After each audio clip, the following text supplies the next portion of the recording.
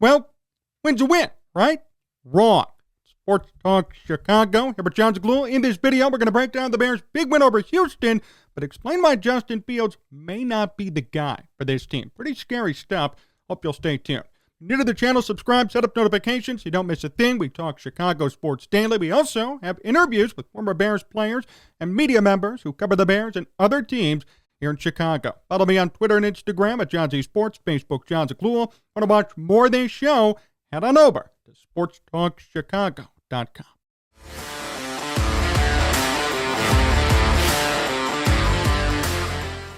Want to start today with this. Are you scared yet? You should be. You should be.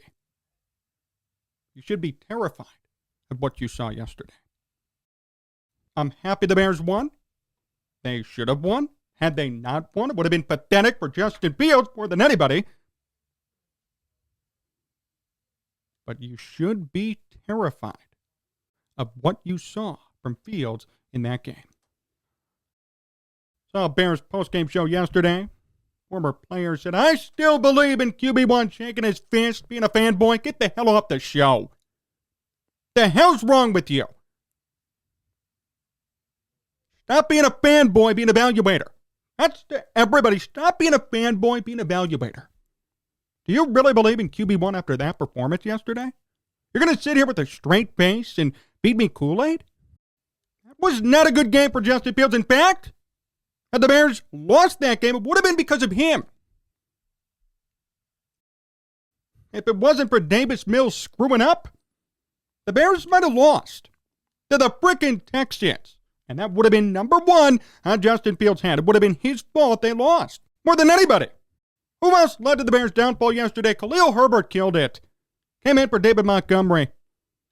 Roquan Smith had an amazing game. Recovered after a horrible game last week. There were so many good things we saw from other players. But what did we not see? Justin Fields making any sort of significant play. And that's the scary part. What did Justin Fields do yesterday to help the Bears win the game? Really nothing. 2 picks. Horrible picks, by the way. What kind of throws were those? You know, I remember a time maybe last year, 2 years ago, when everybody killed Mitch Trubisky for making those same throws. Justin Fields is making the same mistakes, if not worse. Justin Fields is regressing. You don't want to hear it. But I'd rather tell you the truth than lie to you. Justin Fields, at this point, in this moment, is regressing. Could get better down the road. Could improve as he gets more acclimated to this offense. But through 3 weeks, I've seen him get worse. I have not seen him get better from last year. If anything, these numbers are worse. They are worse. Worst passer rating in football, 50 for 3 games. One of the worst completion percentages in football. Could barely get past 100 yards passing every game. I'm telling you, there's reason to be concerned today. I know everybody wants Justin Fields to be great, including me. Everybody wants to crown him as the savior for the Bears, but I'll tell you what right now, not looking good. And he has to make serious changes in order to get better. Trevor Lawrence is succeeding right now. And I thought he was going to be a bust after last year. Trevor Lawrence is killing it right now. Davis Mills blew the game yesterday, but otherwise did pretty good in his first 2 games. And did great last year. With David Culley, who ended up getting fired. There are guys in Justin Fields' quarterback class who are already succeeding at the NFL level. Not to say Justin Fields needs to be on that timeline. But it is to say that others in his class are succeeding and he is not. He is not succeeding. He's regressing significantly. And here's the dilemma for Bears fans. The Bears are winning. They're 2-1, which I cannot believe. But they have a dud of a quarterback right now. How do you feel about it? Comment, tell me. How do you feel about that? I don't feel particularly good. It's not to say I'd rather the Bears lose games and tank at a number 1 draft pick. If The Bears make the playoffs, amazing. I'm going to be super happy. But I can't help but wonder, what are they going to do at quarterback? I mean, Justin Fields has time, 14 more games to get things right. If this continues, the Bears have to move on from him. That's a fact. Mitch Trubisky in his second year was a Pro Bowler. 24 touchdowns, 12 picks. Bears in 2018 were great. And they had a great defense. They had a great run game. It wasn't all Mitch, it was barely Mitch. This year, there is nothing from Fields. Absolutely nothing. We're not even seeing a touchdown here and there. We're not even seeing yards put up. But we are seeing bad decisions. We are seeing indecisiveness from the Bears play callers to give Fields the ball. That's the scary part. You know, I heard the announcers yesterday on the game, fourth quarter, Bears and Texans were tied. I heard them say, I don't know what you're going to do with Justin Fields. The Bears don't have confidence in him to move the ball downfield late in this game. That's the key. If you have other people from the outside saying it, you know it's true. You could see it on the game. We saw it yesterday. The Bears do not have enough confidence in Justin Fields to make big plays when it matters. That is concerning. There are so many red flags we saw yesterday, despite the Bears' win. We'll talk about the good parts in a second, but this is the main storyline here. This season was supposed to be for Justin Fields to develop and get better. Oh, by the way, there was no maybe he'll be bad. It was, no, he's going to be great, and you have to accept it. He's going to be great, and you have to accept it. And if you think, with any bone in your body, that he might not do well, or he might be a bust even, you're going to be killed. Right? Well, now look. I like Justin Fields. I think he's a good kid, and I think there's still an opportunity for growth, but don't tell me that a 50 passer rating is acceptable. Don't try and sell me on Justin Fields having a great year so far with the 50 passer rating. And I know passer rating isn't accurate. It isn't the best metric, but it's a good one. It's a decent metric. And right now that metric is hurting Justin Fields greatly. But not allowed to question. Not allowed to say, well, maybe he may not do that great. Maybe he has issues. Maybe he just may not be that guy. Can't say that. Not allowed to say that. And I'm not saying that today, but everybody just expected greatness. Hey guys, maybe he won't do so well. Maybe there's going to be growing pains. Maybe he won't even throw for 3,000 yards. No, you're crazy. Well, guess what? Who's looking crazy today? The guy sipping the Kool-Aid saying Justin Fields is going to be the MVP because there were people saying that? Or Justin Fields may have some growing pains. Justin Fields may not do well in this offense. Justin Fields needs time to learn. He has no weapons. And guess what? He has his own issues. Who's looking crazy today? But no, I believe in QB1. Okay. It's fine to believe in QB1. Have fun sipping your Kool-Aid. Be an evaluator. If Justin Fields did well, I'd be praising him. But the fact is he didn't. It's okay to say it. You can say it. Say he didn't do good. 50 passer rating is not good. It's not going to convince me that he's all of a sudden a great player. These are the same people who said Mitch Trubisky in 89 passer rating best in Bears history was a bum. Now we're saying a 50 is good. We have to be honest, unbiased evaluators. And it seems as if everybody in media is biased towards Justin Fields being great when he's not right now. You cannot sell me on a 50 passer rating. You cannot sell me on a 50% completion percentage. You cannot sell me on more picks than touchdowns. You can't do it. We need to see better play out of him. Now, I'm not being impatient. I'm not. I didn't expect this. I didn't expect this bad a performance through 3 games for him. It has to be better than this. You're saying I'm impatient? So be it. There was no patience with Mitch Trubisky. There was no patience with anybody. Nobody got patience And we've been patient with Justin Fields. We really have. I'm trying to be patient here. But I can't deny that through 3 games, he's been horrible. I can't deny that through 3 games, he's been one of the worst-rated passers in football. Not just in the NFC North, in the NFC, in all of football. He's been one of the worst-rated passers. It's going to be time for the Bears to make a decision soon. That doesn't mean you bench Justin Fields. You're going to play him the whole year, but I'm talking about next year. I'm talking about beyond. Is he really the Bears' franchise QB? It's fair to ask that question. And it's fair to keep that question in the back of our heads as we watch this entire season play out.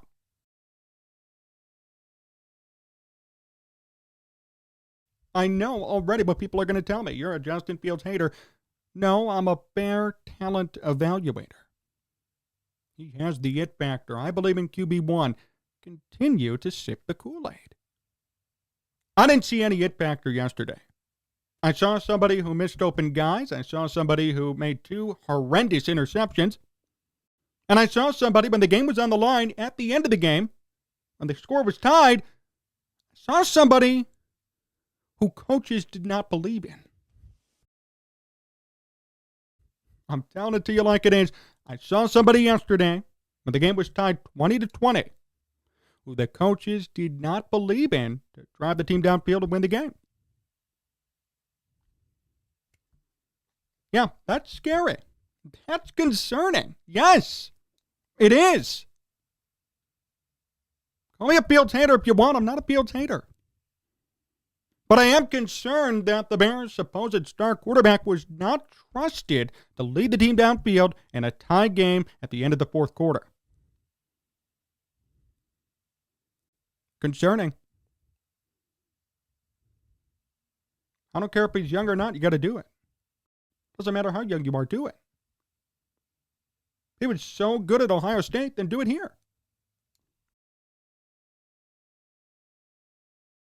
The Bears may not have ample weapons.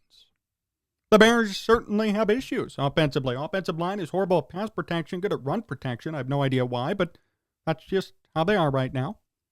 The wide receiving core is decimated and is still one of the worst in the NFL. I get it. But you can't mitigate the 2 horrible passes yesterday for interceptions, and Justin Fields just not making plays. He overthrew so many wide receivers yesterday. He missed screen passes. It's not just a weapons issue, and I've tried personally to make excuses for him because I know it's not a good team. I know that. When your number 1 wide receiver right now statistically is EQ St. Brown, yes, I know that is not good at all. I'm trying to give him the benefit of the doubt.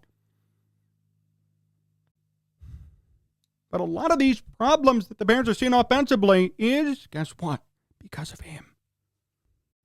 A lot of the Bears' offensive problems, the reason why they're not putting up big numbers is because of Justin Fields and his saying the quiet part out loud. He has limitations right now. And maybe those go away with time. Maybe they go away with time. Maybe he continues to develop better and better. Maybe by the end of the year, he's not regressing. He's progressing. And we could talk about all the good things that he's doing. But right now, he's regressing. He has limitations. And the Bears' offense are limited by that, by their lack of weaponry, and by Luke Getsy. All 3 of those factors are hurting the Bears' offense. And I'm happy the Bears are winning. But I think everybody's sick of 1920s NFL football in Chicago. I know the NFL wasn't around in the 1920s, but that's essentially what it is here. This is 1920s NFL football. I'm okay if the Bears win, but I don't like this. And I'll tell you what, this is not going to win them a Super Bowl, so what does it matter? Rushing for 300 yards in a game is not going to win you a Super Bowl unless we're talking about the NFL championship era when the Bears were great. Last time the Bears were great. Okay, if we're talking about the 1940s, 50s, 60s, sure, I'd say 300 rushing yards a game is unbelievable. But right now, you are not going to win a Super Bowl with 300 rushing yards a game and 100 passing yards a game, if that. You're not going to do it. So we need to see more of a balanced offensive attack, and I'll say this too. Not Luke Getsy's fault. He's going with the hot hand. Right? He's going with the hot hand. The hot hand right now, yesterday, was Khalil Herbert. That was the hot hand. He went with it. The Bears won. Great. But keyword, the hot hand was not Justin Fields. And actually, it's never been. Scary again. The hot hand has never been Justin Fields yet. Never. Not once. The Bears are treating him like a liability. And they're showing it. We've seen it with play calling. We've seen it with their approach offensively. We've seen it inside 2 minutes in the fourth quarter when the Bears need to come back. That is all scary stuff. I'm just saying, I'm telling it like it is here. It's scary. It's not good. Don't listen to everybody who says, I believe in QB1. It's great. That's all scary. That's all concerning. I hope it gets better. But you cannot deny what we've seen so far. You can't. I know you want to. I want to. But you can't. I want Justin Fields to be the best quarterback in Bears history. I want him to throw for 4,000 yards, something no Bears quarterback has ever done. But right now, it ain't happening. It's a hard reality, but Bears fans have to accept it. And until you do, you're going to be disappointed week in and week out, or you're going to drink the Kool-Aid and all of a sudden be convinced that 100 passing yards in a game is okay. And it's not. It's not okay. That's not enough. We need to evaluate ourselves and what we deem to be a good NFL quarterback. What is your criteria for being a good NFL quarterback? Need to be a leader, need to put up decent numbers, need to lead your team downfield when needed at the end of the game, need to be clutch at times, and you need to limit your turnovers. Justin Fields right now is none of that. He could be some of that later down the road, but right now he's none of it. Scary. We need to acknowledge the truth here. Now, the truth is, for the rest of the game, the Bears played decent. Run defense was horrible. But Roquan Smith at 16 tackles and the big pick. And how about Khalil Herbert stepping in? You know, I hope David Montgomery's okay, but I just want to say this. I talked about this yesterday as I watched the game with a couple of people. Watch out for David Montgomery's future here in Chicago. That doesn't mean that he should lose his job because of an injury, but the Bears are supposed to pay him at the end of the year. Herbert showed why they don't necessarily need to pay Montgomery. Another hard, painful truth, but nevertheless true. Look, right now, after yesterday's game, I would say I don't need to pay David Montgomery if I were Ryan Poles. Why? For what? You have Ebner and you have Herbert. And Herbert proved yesterday that he is more than okay leading this run attack. So it's unfortunate for David Montgomery. It sucks, but it's the nature of the business. That's why they say never pay a running back. Now, there are certain situations, but even in those situations where I thought it was right to pay, it didn't work out. Look at Ezekiel Elliott. I thought it was great to pay him. And he's turned out to suck ever since he got the money. Le'Veon Bell sucked after he got the money. It seems as if every time you pay a running back, they just tail off. And that's because the lifespan of a running back in the NFL is 4 years, usually. 4 years, 4 or 5 years.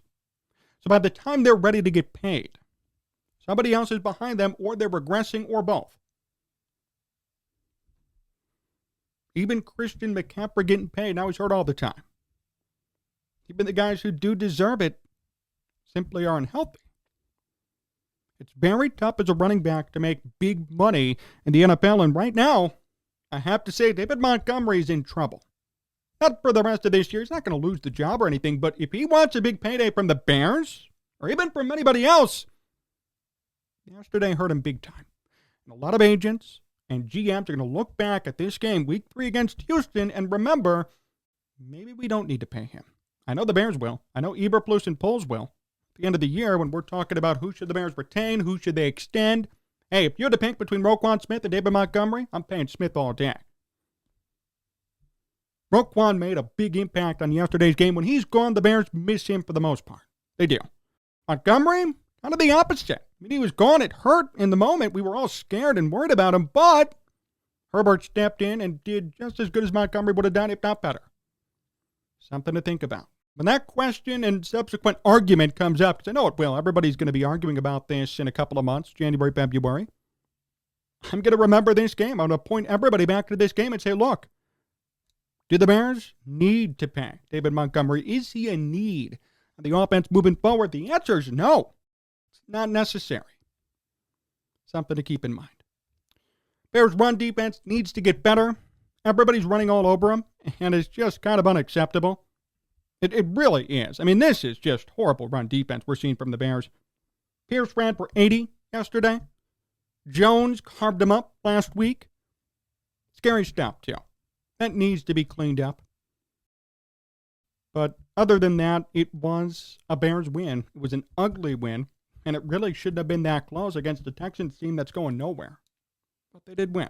My prediction was 24-21, right on point. I thought it was going to be a game-winning field goal from Santos that would prove to be the difference maker, and sure enough it was. So, the Bears are 2-1. You happy? They are 2-1. Didn't expect that. I don't think anybody else did. That's great. But I think everybody also realizes there are some serious questions surrounding Justin Fields. We have to acknowledge that. We have to tell it like it is, even though it hurts people. Sometimes you're going to have to hurt people, but I'd rather hear the truth than a lie. I'd rather be told, hey, you're not good enough, than, oh, you're great, and then never get hired for something, right? You're looking for a job. I'd rather hear, hey, here's what you could change, or you're just simply not good enough to do this, versus, I think you're great, and then we're not going to hire you. I want to know the truth. We all want to know the truth. Truth sets us free. It's not a cliche. It really is a reality in life. I want to know the truth about Justin Fields. So I need to ask questions to find out that truth. I can't just sit around and be blind and say, yeah, it sounds good. QB1. That's not going to help me find out the truth. It's going to let me be deceived, lead to deception, lead to drinking Kool-Aid that's going to end up going sour one day, probably killing me. It's not going to lead me to the truth. That's all I want. Was I harsh today? I need to know. We all need to know. Chicago deserves to know. Actually, we're entitled to know. We've been through the gauntlet of bad quarterbacks, big draft picks, busts, trades that haven't worked. We deserve to know whether or not Justin Fields is the guy. So until we know one way or another, we're going to keep questioning week after week whether or not we see any progress or anything that indicates he is the guy. We deserve to know 100%. So keep questioning. That's my message to you. Keep questioning. Don't listen to the Kool-Aid drinkers in the media. Don't listen to everybody trying to defend and make a case for Justin Fields with a 50 freaking passer rating. Think for yourself. Look at the numbers. And watch the film. Watch the tape. Justin Fields yesterday in his first interception had two other wide receivers wide open through the pick. That's tape 101. I don't need to be a film guru to see it. We saw it during the game. That's the point. He's having problems with decision making. He's having problems holding on to the football too long. He's having problems wondering when to run or pass, when to keep it or throw it. He's having problems hitting guys in the chest with the football. The Bears might be 2-1. Maybe this is going to be a repeat of 2006, where running and defense will lead the way. But if you remember, in 2006, Rex Grossman sucked. Then the next year they went 7-9 because they didn't have a quarterback. So it's nice if the Bears keep winning. It's nice if the Bears make a wild card spot. I'm going to be so happy if they do. I really will be, because nobody expected it. But the flip side is, who's the Bears quarterback going to be? Is Justin Fields the future? Is he good enough to be a franchise QB? Will he finally be the guy for the Bears? And I'll tell you what right now, I have a question about it. And if I have a question about it, that's enough for me to say he's not the guy yet. Not yet. He has a ways to go. Hopefully next week he can get something started and make a difference and try and change all of our minds. But right now in this moment, after 3 weeks of play, he's not the guy. It's early. Things could change. I hope they do. I hope he proves me wrong. And I can sit here and tell you I was wrong and he is the guy now. But as of right now in this moment, as I make this video, and we recap the Texans versus the Bears, Justin Fields is not the guy for this team. And that's a fact. Thanks for watching today's show here on VPod TV, channel 59.3, Roku, and Jet TV. Really appreciate the time. Remember, you can follow me on Twitter and Instagram at Jon Z Sports, Facebook, Jon Zaghloul. Want to watch more of this show? Head on over to sportstalkchicago.com. So long, everyone.